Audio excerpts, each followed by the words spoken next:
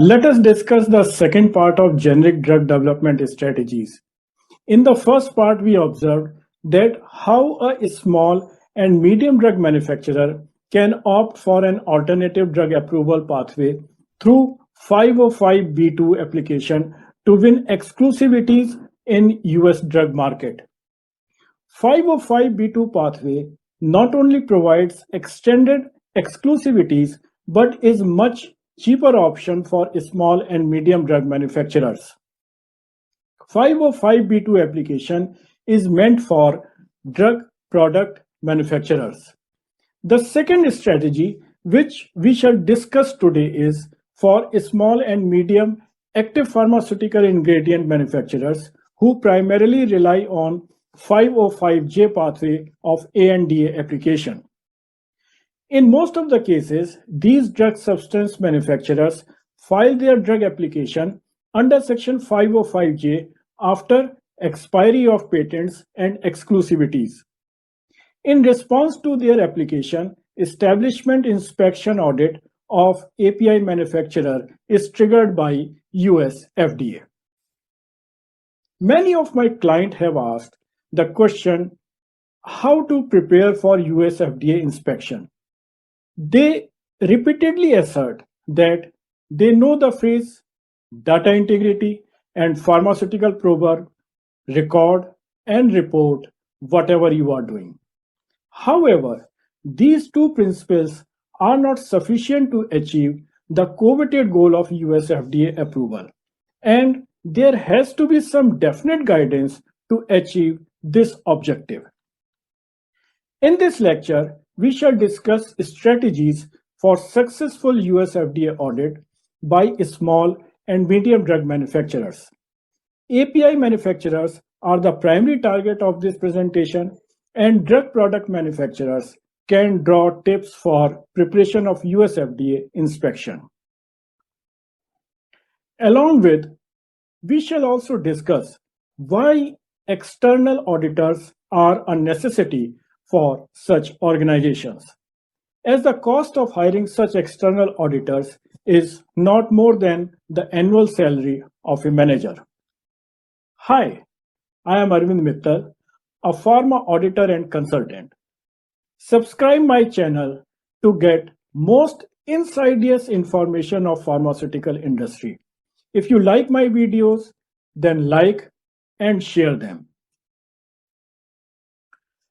The FDA conducts inspection for a variety of reasons, but the primary reason is to protect the public health by ensuring the safety and efficacy of human and veterinary drugs, biological products, and medical devices. The FDA defines an establishment inspection as a careful, critical, and official examination of a facility to determine its compliance with the laws and regulations administered by FDA. The FDA uses establishment inspections to collect documentary evidence of violation and non-compliance by drug manufacturing units. When we talk about establishment inspection, then it refers to anything coming under purview of that manufacturing premise.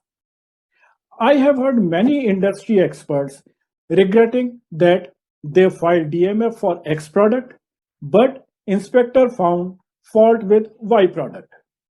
We must understand that any violation of GMP in that particular premise can potentially affect the safety and efficacy of product meant for US market.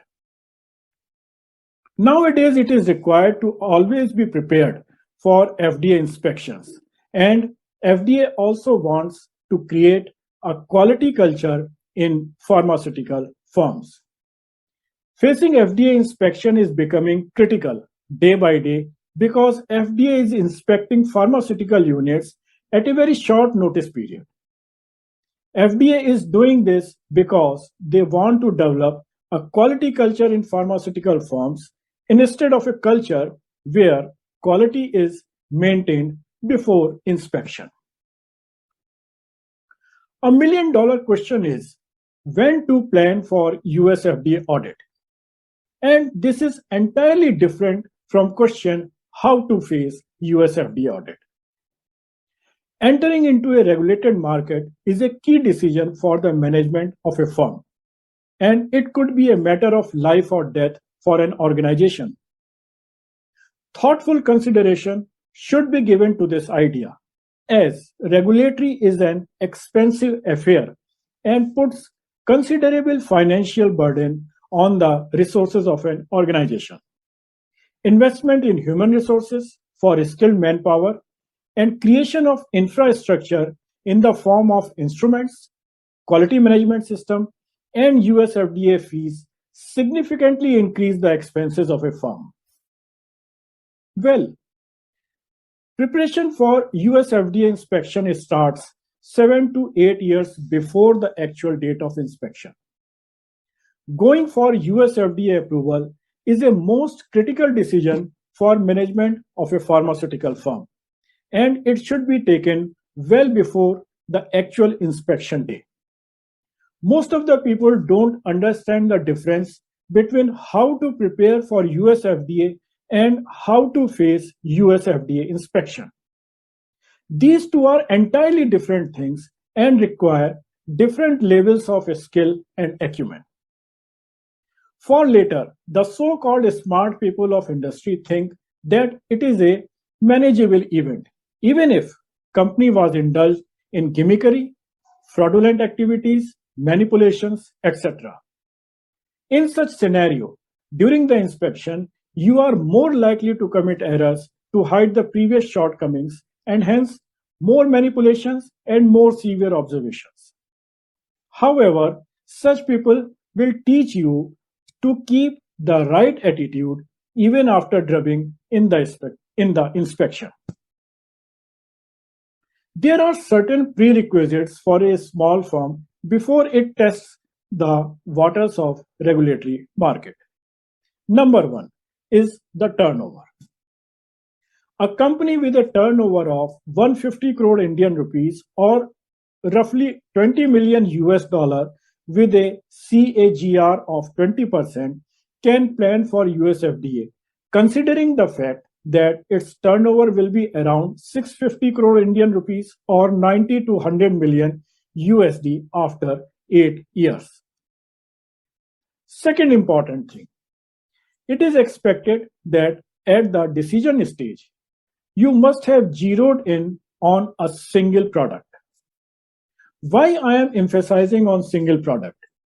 Since it is easier to get approval initially for single product. As the experience of regulatory working culture is gained, more products can be added to the basket. One of the biggest advantage of going for single product approval is that it immediately gives credibility and respect to the firm among the other regulatory bodies. Third recommendation, set up a separate manufacturing facility for the chosen drug substance or product. The segregated facility should preferably have an entirely different postal address, and there should be no connection of it to the parent facility. Since you have sufficient production experience and mastery over the chosen product, it would be easier to conduct the process validation and other filing activities.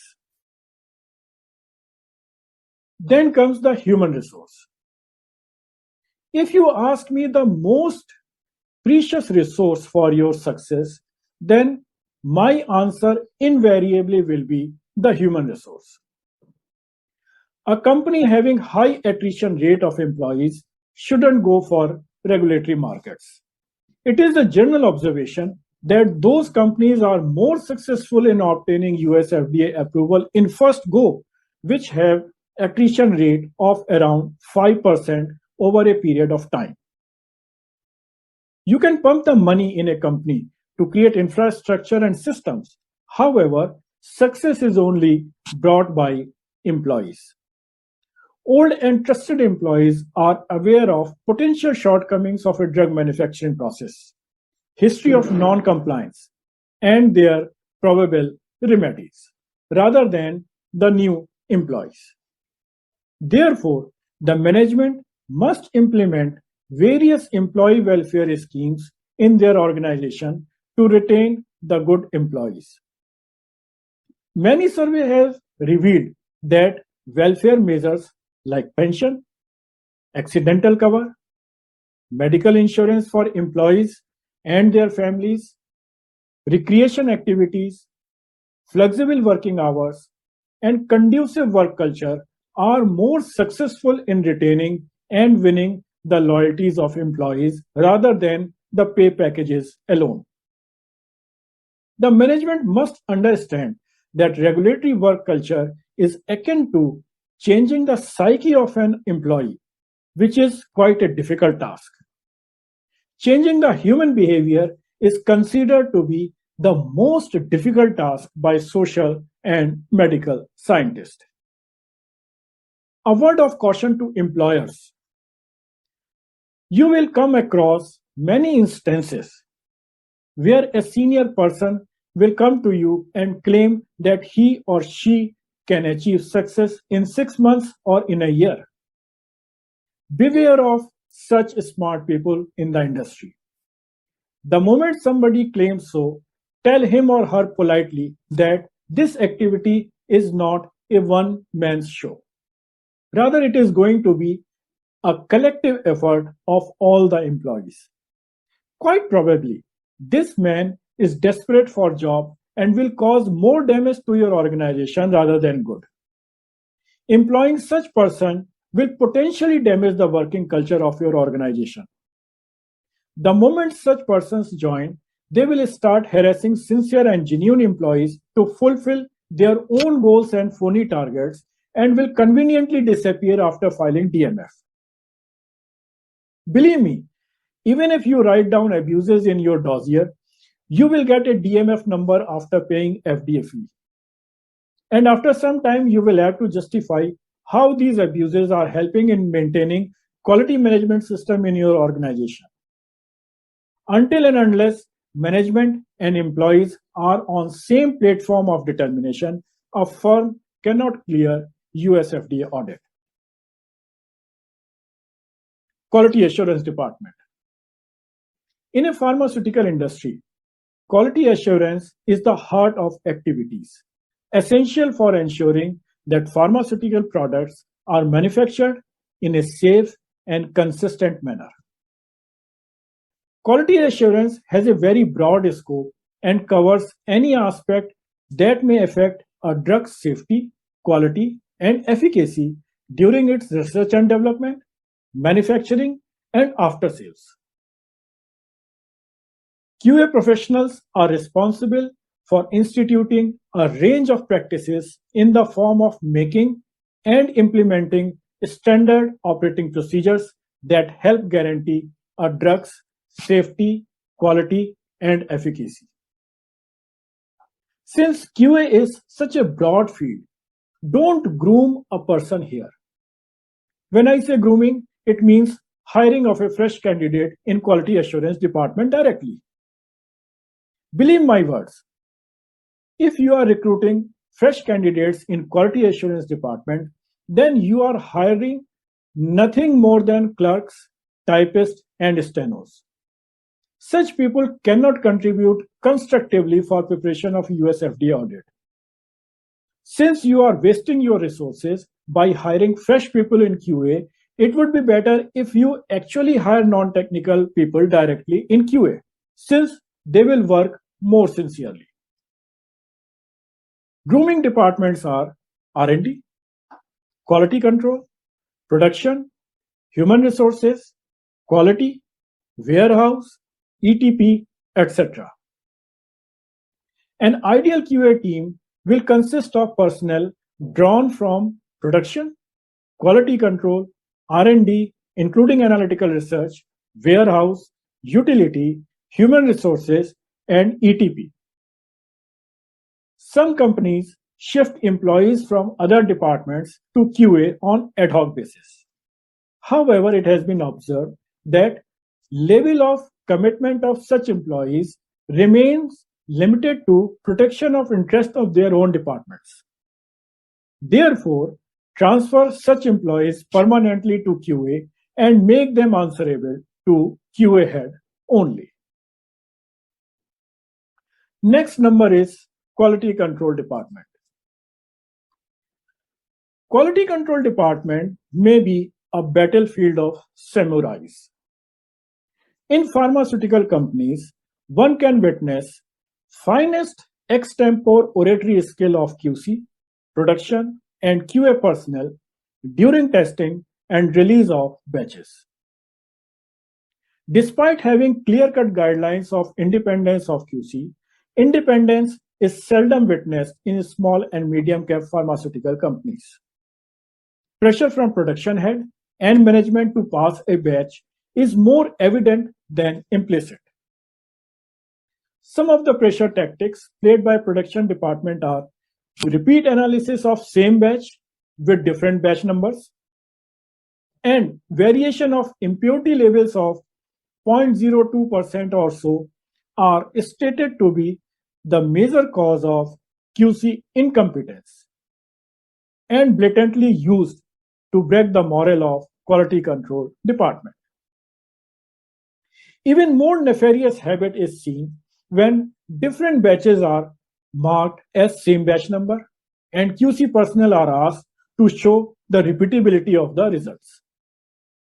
After having failed in their endeavor to demonstrate their consistency, QC personnel lose their courage and start giving favorable results, and hence manipulation of QC results starts.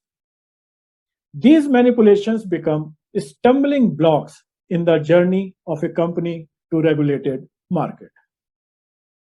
Now the question is, what is the way out for such companies which are unable to invest heavily in different management systems? A simple way for checking off such malpractices is creation of robust sample receiving mechanism, though manual it may be. Make a policy in the form of SOP that minimum quantity, say 5 gram, will be required for analysis of a sample. In case of HP APIs and onco products, this quantity can be reduced. The remaining sample should be preserved securely. In case of repeat analysis, same reserved sample shall be used instead of accepting the new material bearing the same batch number.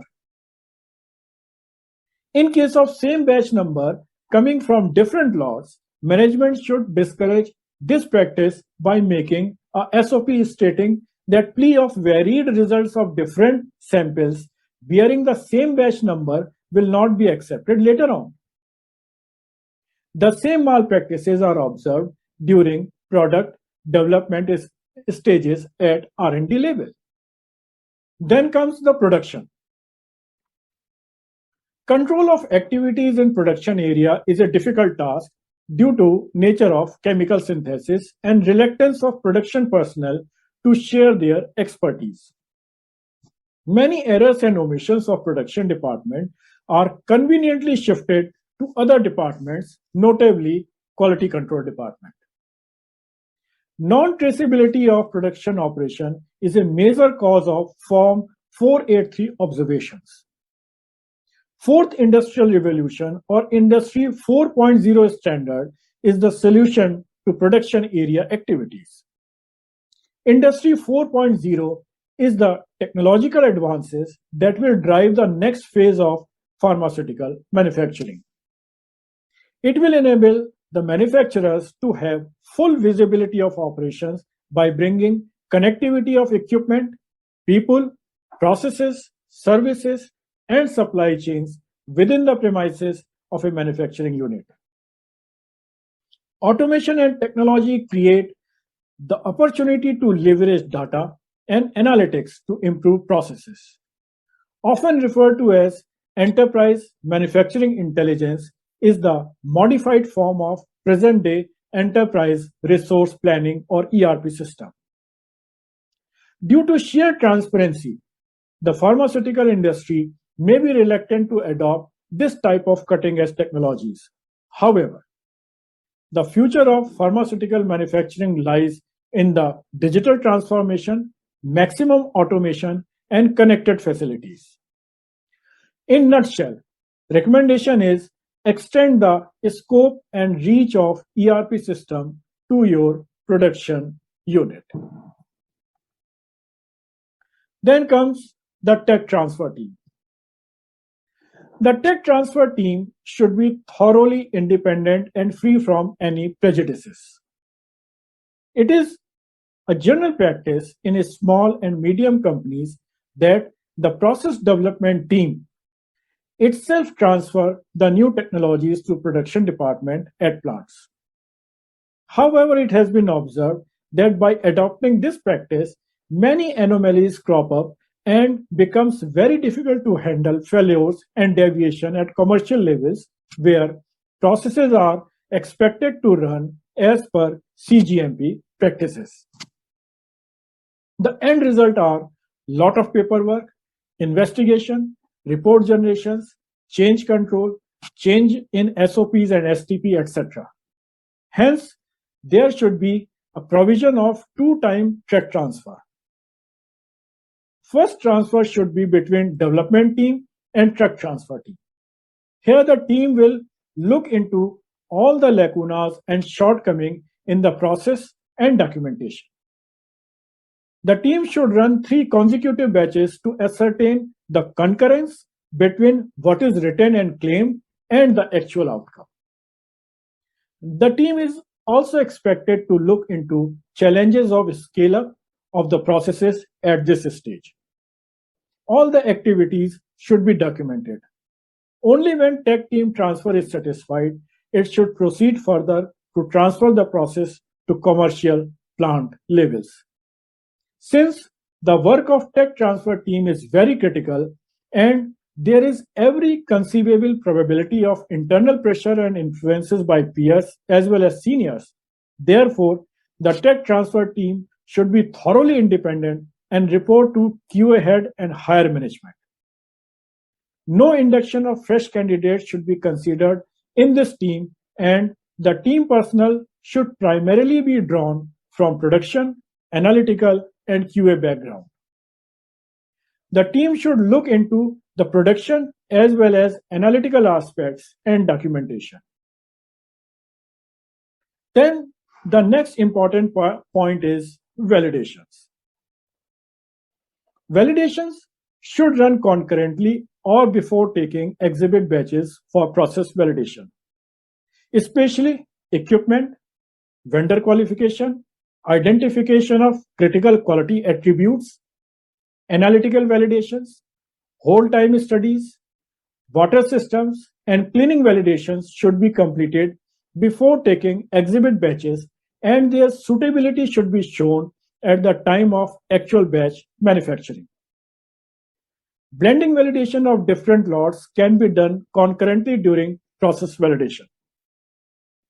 All these validations should be clearly planned and documented in validation master plan, and no deviation should be allowed until and unless justified on the basis of sound scientific reasoning. Next important question comes: when to file BMF? Generally, companies rush to file DMF after conducting 6-month accelerated stability studies. Because in a company, there are always a bunch of people who will read various guidelines on your face, which suggests that a company can do so if it desires. However, these guidelines and these smart people don't tell you what to do in case of failure of one of the batch during stability studies, say after 2 years. Most of the times, such companies find themselves in catch-22 situation. Now you have filed DMF, and thereby you have frozen the process as well as the analytical procedure, impurity profile, etc. The solutions are limited either to file amendments or resort to manipulations. Small companies generally opt for the second approach, and the end result is spoiling the data integrity of the whole organization. Therefore, the recommendation is for USFDA or EDQM approval, file DMF after completion of stability studies. This will not only give confidence to the team, but also saves a lot of money by not filing amendments to the DMF. Next important point is rejections, returns, APQR, and Six Sigma. Some companies try to assert in their APQR that the firm is a Six Sigma company without realizing the meaning of Six Sigma. What does Six Sigma reflect in terms of error-free production? Statistically, it conveys that your production process is robust enough to give 99.99966% defect-free batches, or you have chances of batch failures or rejections to the tune of 3.4 batches per 1 million batches. It is ridiculous. How can you achieve such level of precision while using second-hand manufacturing and testing equipments and predominantly recovered solvents and reagents? The moment a mid-cap company declares so in its annual product quality review report, immediately you give impression that things have been cooked or managed. Therefore, maintain and show your sigma level at 3, where chances of OOS or rejection are 6.7 or roughly 7 out of every 100 batches. Auditors are simply not interested in knowing how efficient your process is. They always want to know how efficiently you are going to handle product failures and marketing rejections. Simply put, USFDA is interested in your quality management system. So don't try to claim Six Sigma level. Data integrity. Many people think that data integrity is only limited to quality control, production, and warehouse overseen by quality assurance department. However, there are instances in USFDA audit history when auditors match the entry and exit timing of chemists with batch manufacturing record or batch processing record. This situation arises when BMRs are not filled concurrently with the manufacturing activities. Some of the major causes of not filing batch manufacturing records concurrently are inadequate manpower, lack of confidence in manufacturing processes due to poor knowledge of critical quality attributes, inadequate in-process control, and poor knowledge of process predictability, frequent breakdowns of equipments, and poorly developed analytical methodologies. Then, role of external audits. With this, we have come to last major factor contributing to the success of USFDA application. Generally, in small and medium cap firms, internal auditors are drawn either from QC or QA. Internal audits are not effective in such cases due to various reasons, including but not limited to pressure from senior employees. Large firms, on the other hand, have corporate QA department, which to a large extent oversees internal audits quite impartially. However, for small and medium companies, this is simply not possible due to economic scale. The best way out for such firm is to hire an external auditor who is capable to conduct audits as per USFDA requirements. Such audits should be planned at least twice in a year, with each spanning up to 5 days. The management should ensure compliance of the findings of such audits in a definite time frame. The cost of hiring such external auditors is not more than the annual salary of a manager. So friends, hope I have elaborated major pitfalls to the journey of USFDA approvals. The points we have discussed are the main stumbling blocks to the regulatory markets. Think over these points carefully and add additional pitfalls peculiar to your organization. Thanks for watching, and let us meet again with a new topic.